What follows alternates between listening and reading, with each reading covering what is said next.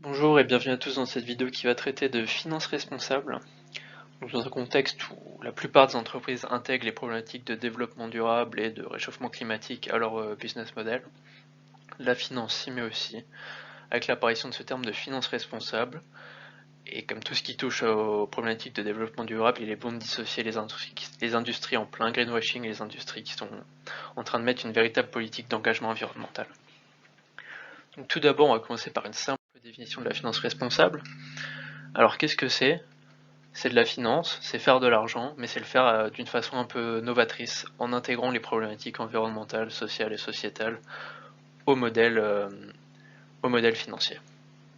Donc bien sûr, c'est pas apparu du jour au lendemain, les banquiers ne se sont pas dit tiens, aujourd'hui on va être responsable, aujourd'hui on va verdir nos portefeuilles d'investissement.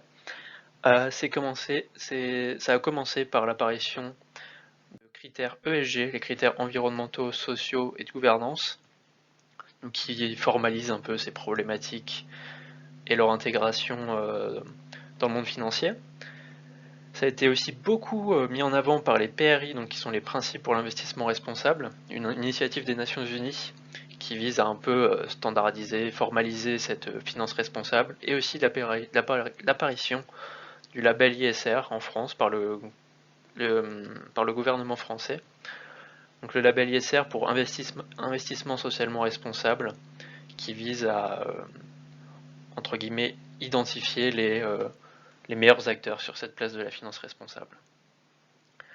Donc on va commencer à un focus sur les PRI, qui est l'initiative la plus globale, qui a été lancée en 2006 et qui aujourd'hui en 2019 compte plus de 2200 gérants pour un total d'environ 85 trillions, donc 85 000 milliards de dollars gérés par ces gérants signataires. Donc c'est l'initiative qui est aujourd'hui la plus large, mais qui est aussi la moins significative, puisque c'est juste la signature de quelques principes qui sont plus ou moins devenus la norme maintenant de l'industrie. Ce qui va vraiment être très différenciant, ça va être tout ce qui est les labels. Donc à savoir, on a deux gros labels en France, qui est le label ISR pour investissement socialement responsable et le label CRINFIN, qui lui est vraiment focus sur la finance verte, donc engagé pour par exemple les énergies renouvelables, tout ce qui est ces choses-là. Et là on va être dans des chiffres beaucoup plus modérés. Par rapport à ceux d'avant, on n'est pas sur des milliers de milliards, on est sur 150 milliards pour le label ISR et 13 milliards pour le label Greenfin. C'est des labels qui sont plus jeunes, c'est des labels qui sont en développement et poussés surtout à l'échelle nationale en France. C'est pas aussi gros que les UNPRI, mais ça vise à se démocratiser. Quelques ordres de grandeur quand même pour ceux qui sont novices en matière de finance.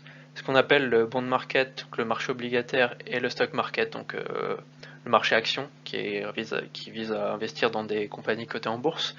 Ça représente 164 trillions de dollars, donc 164 000 milliards, ce qui est presque 2 fois le PIB mondial, donc ça fait pas mal d'argent, et donc si ça commence à être géré de façon responsable, ça peut être intéressant, mais si ça ne l'est pas, c'est là qu'on va avoir des problèmes et ça va être dur de faire bouger les choses. Alors, sur ces 164 trillions, il y en a 86 gérés par des gérants signataires des PRI, qui représentent plus de 52%, donc ce qui est énorme. Mais ce qui est aussi révélateur d'une chose, c'est que c'est plus devenu un standard qu'un véritable engagement.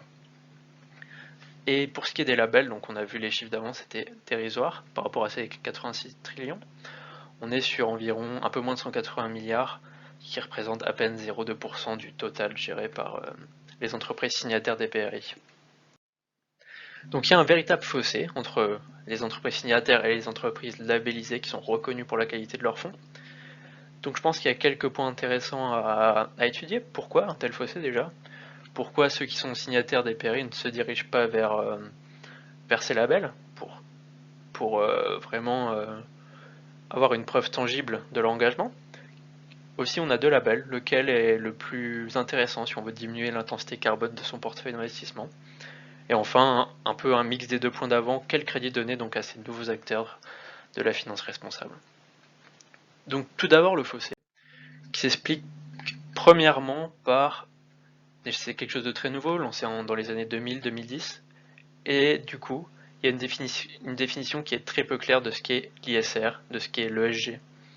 Donc les gérants ont du mal à faire la part des choses.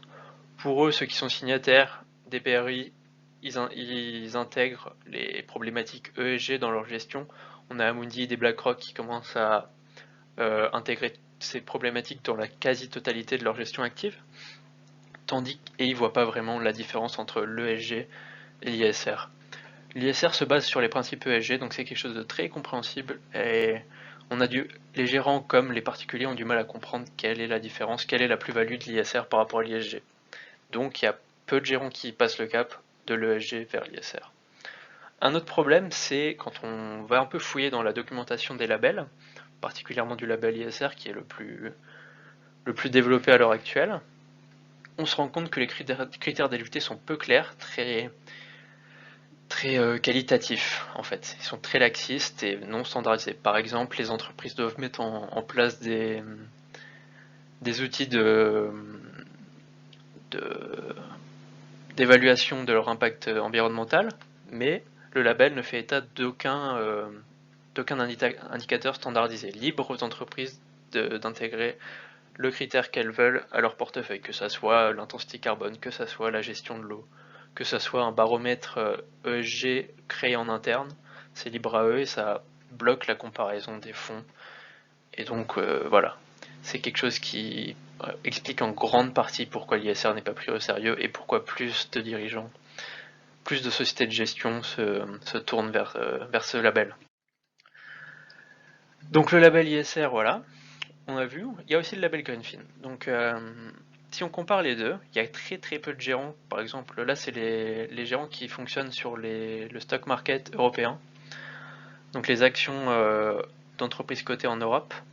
Il y en a très peu qui cumulent les deux labels et qui publient mensuellement des indicateurs assez pertinents quant à la nature environnementale de leurs fonds. Il y en a 3 qui cumulent les deux, qui publient mensuellement l'intensité carbone de leur portefeuille. Alors pourquoi l'intensité carbone? Car c'est un des seuls indicateurs qui est jugé comme pouvant être appliqué de façon universelle à quasi toutes les entreprises. C'est un indicateur qui est encore décrié, mais c'est un des plus utilisés actuellement par les gérants. Donc si on s'intéresse à ces entreprises qui cumulent les labels, à savoir HSBC et la Banque Postale Asset Management, on se rend compte que la performance financière, elle est souvent là pour le label Greenfin, qui surperforme assez nettement le label ou les indices européens. Mais en ce qui concerne l'intensité carbone, c'est plus l'ISR qui va être le plus, entre guillemets, éco-friendly. Donc on a du mal à faire la part des choses. Est-ce que je privilégie le Greenfin pour sa performance financière? Est-ce que je me dirige vers l'ISR pour quelque chose de plus neutre au niveau carbone? Les investisseurs ont du mal à faire la différence. Il y a aussi quelque chose d'intéressant à noter, c'est que pour le HSBC, ils publient leur intensité carbone en termes de tonnes de CO2 par million de dollars de chiffre d'affaires, alors que la Banque Postale va le publier en termes de tonnes de gaz à effet de serre. Donc là encore, on voit qu'il y a une non-standardisation, que les indicateurs diffèrent et que du coup la comparaison n'est pas forcément évidente à faire. Pour petit rappel, donc c'était performance financière et environnementale, la finance responsable. Et là on se rend bien compte qu'il n'y a aucun label qui est capable de proposer à la fois cette performance financière et cette performance énergétique de son portefeuille. Il n'y a aucune tendance qui dessine quant à la surperformance, la double surperformance de son fonds. Donc là, ça revient à mettre en cause, plus qu'un choix de label, ça revient un peu à mettre en cause l'intégralité de ces labels. Et on se rend compte que quand on vient à comparer les fonds labellisés, là c'est une comparaison qui va mettre en exergue tous les fonds qui ont publié mensuellement leur intensité carbone pour les fonds qui investissent dans le stock market européen. Donc ça nous fait une trentaine de fonds mis en comparaison avec trois grands indices boursiers européens. Et sur cette moyenne de 32 fonds étudiés, on a une moyenne d'intensité carbone de 171,2 tonnes de CO2 par million d'euros de chiffre d'affaires. Donc là, on voit qu'il y a une tendance qui se dessine clairement autour de cette moyenne.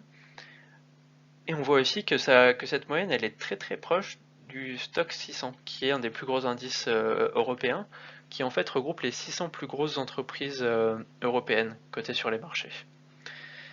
Donc on voit bien que en fait, cette finance responsable, ces fonds labellisés, ils ont plus ou moins la même intensité carbone que les plus gros indices boursiers. Donc il n'y a pas vraiment de plus-value en termes énergétiques à investir dans ces fonds-là.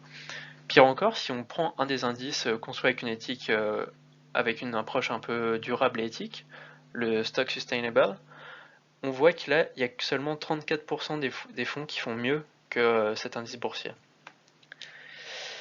Donc là, on commence à mettre un peu en doute, plus qu'un choix de label, c'est on met en doute toute cette démarche de labellisation. D'un point de vue énergétique, investir dans un fonds labellisé, ça revient dans la majorité des cas à investir dans les plus gros indices boursiers.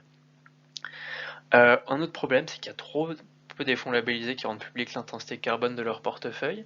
Par exemple, il y a une soixantaine, 70 fonds qui sont labellisés sur la zone action européenne, et il y a à peu près 50% d'entre eux seulement qui publient mensuellement leur intensité carbone dans leur rapport. Donc voilà, ça c'est un gros problème à mon avis, et ça met vraiment en lumière que la labellisation des fonds ne définit en rien la qualité verte de ceux-ci.